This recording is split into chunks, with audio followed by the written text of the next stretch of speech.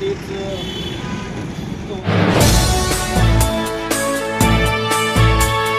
Breaking Vidarbha, अंदाज तोच, वृत्त नव्हे. महाराष्ट्राचे उपमुख्यमंत्री माननीय अजितदादा पवार यांच्याबाबत घडलेली अपघाताची घटना अत्यंत दुर्दैवी असून या घटनेने राज्यभरात चिंता व्यक्त केली जात आहे.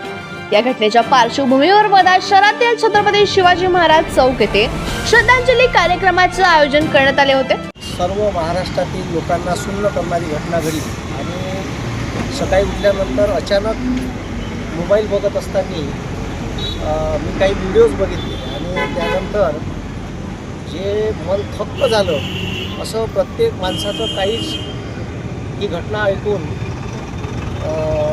सुन्न पडलं.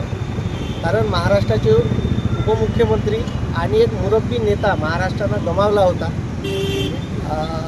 त्यावर विश्वासच बसून नव्हता राहिला आणि मीडियांना कसं हँडल करायचं, मिश्किल उत्तरं, कार्यकर्त्यांना सोबत घेऊन चालणारा नेता.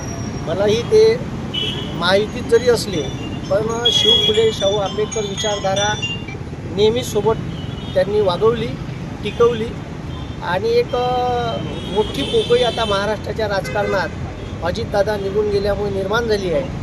आणि म्हणजे महाराष्ट्रात असे अनेक नेते उमेदीच्या काळात आपल्याला सोडून गेले. ते गोपीनाथ मुंडे असो, प्रमोद महाजन असो, आर आबा पाटील असो, श्रीकांत जिचकार असो, असे अनेक नेते उमेदीच्या काळात महाराष्ट्राला सोडून गेले. आणि आज अजितदादांची ही जी घटना घडली ती खरंच मनाला वेदना देणारी आहे.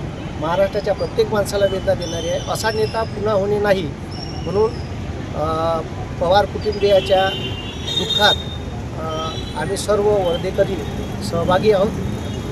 त्यांच्या अजितदादांच्या आत्म्याला शांती मिळो एवढीच मी प्रार्थना ईश्वरचरणी करतो आणि त्यांना भावपूर्ण श्रद्धांजली अर्पण करतो. श्रद्धांजली अर्पण करताना सर्व पक्षीय नेत्यांनी एकत्र येत मानवी संवेदनशीलतेचे दर्शन घडवले. या कार्यक्रमात राष्ट्रवादी काँग्रेस अजित पवार गटचे आशिष ठाकरे, प्रदीप गिरडकर, काँग्रेसचे जिल्हाध्यक्ष मनोज चांदूरकर तसेच राष्ट्रवादी काँग्रेस शरद पवार गटचे प्रवक्ते नितेश कराळे यांनी प्रमुख उपस्थिती राहिली. अजितदादा पवार यांचं सकाळी 9:15 दरम्यान प्लेन क्रॅशमध्ये दुखत असं निधन झालं. तशी माहिती कळताच आम्हाला खूप मोठा असा एक डोंगर कोसळला. त्यामुळे दादाची जी काही स्वप्न होते, दादाला मुख्यमंत्री बनायचं होतं, ते कुठे तरी त्यांच्या अपुरं राहिलं व कार्यकर्ते वर्धामधले जे त्यांचे जवळीक होते आणि जे सगळे काम करणारे होते यांना खूप मोठा असा दुःख झालेलं आहे.